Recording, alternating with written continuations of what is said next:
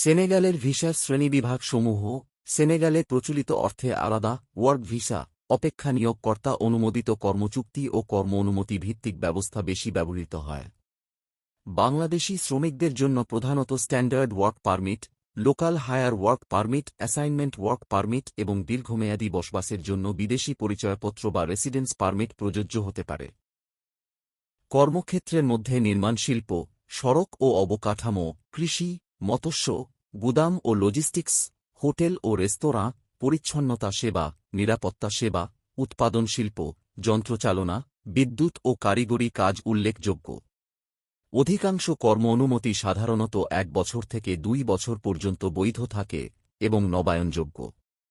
সেনেগালের ভিসার খরচসমূহ আনুমানিক ব্যয়ের খাতগুলোর মধ্যে রয়েছে পাসপোর্ট প্রস্তুতি, পুলিশ ক্লিয়ারেন্স, মেডিকেল পরীক্ষা, দলিল অনুবাদ ও সত্যায়ন, বিমান ভাড়া, ভিসা আবেদন ফি, বায়োমেট্রিক নিবন্ধন, রেসিডেন্স কার্ড, বীমা, এজেন্সি সার্ভিস চার্জ এবং অন্যান্য প্রশাসনিক ব্যয়। বাংলাদেশ থেকে সেনেগাল গমনের ক্ষেত্রে মোট আনুমানিক ব্যয় প্রায় 3,50,000 টাকা থেকে 6,50,000 টাকা পর্যন্ত হতে পারে। সরকারি ও প্রশাসনিক ফি তুলনামূলক কম হলেও বিমান ভাড়া, কাগজপত্র প্রস্তুতি এবং বৈধ রিক্রুটিং এজেন্সির সেবামূল্য মোট ব্যয় বৃদ্ধি করে। প্রকৃত খরচ নিয়োগকর্তা সুবিধা দিলে আরও কম হতে পারে।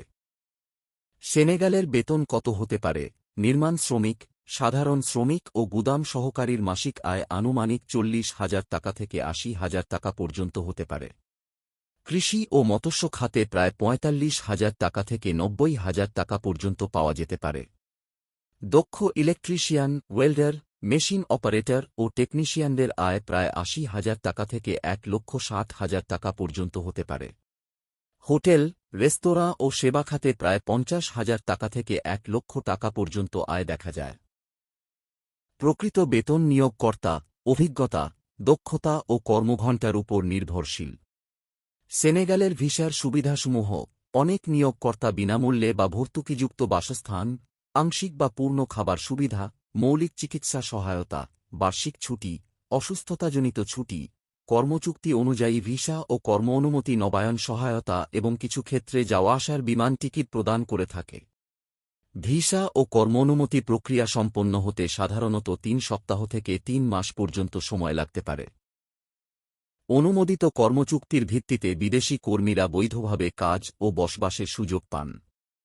সেনেগালের ভিসার ধরন অনুযায়ী মেয়াদকাল কত?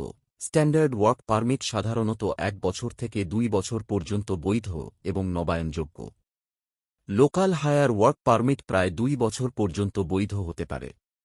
অ্যাসাইনমেন্ট ওয়ার্ক পারমিট সাধারণত প্রকল্প বা নিয়োগকাল অনুযায়ী 1 বছর থেকে 2 বছর পর্যন্ত কার্যকর থাকে। বিদেশি পরিচয়পত্র বা রেসিডেন্স পারমিট অস্থায়ী ক্ষেত্রে 1 বছর এবং দীর্ঘমেয়াদী ক্ষেত্রে 5 বছর পর্যন্ত দেওয়া হতে পারে।